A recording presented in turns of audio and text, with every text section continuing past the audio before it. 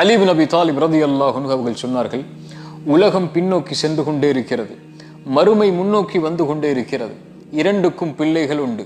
நீங்கள் மறுமையின் பிள்ளைகளாக இருங்கள், உலகத்தின் பிள்ளைகளாக இருந்து விடாதீர்கள். இன்று செயல்படலாம், விசாரணை கிடையாது. நாளை விசாரிக்கப்படுவோம், மறுமையில் விசாரிக்கப்படுவோம். ஆனால் எந்த ஒரு செயலையும் செய்ய முடியாது. உமர் இப்னு கத்தாப் ரலியல்லாஹு அன்ஹு அவர்கள் சொன்னார்கள், அல்லாஹ் உங்களை விசாரிப்பதற்கு முன்னால் மறுமையில் நீங்கள் உங்களை இந்த உலகத்தில் விசாரித்துக் கொள்ளுங்கள். யார் இந்த உலக வாழ்வில் தன்னை விசாரணை செய்து கொள்கிறானோ இவனுக்கு மறுமையின் விசாரணை எளிதாக இருக்கும் என்று.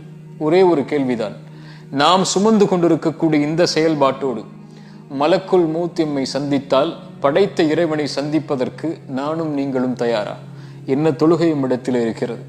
என்ன ஹலாலான காரியங்கள் எம்மிடத்தில் இருக்கிறது? அல்லது எவ்வளவு ஹராமான காரியங்களை நாம் செய்து கொண்டிருக்கிறோம்?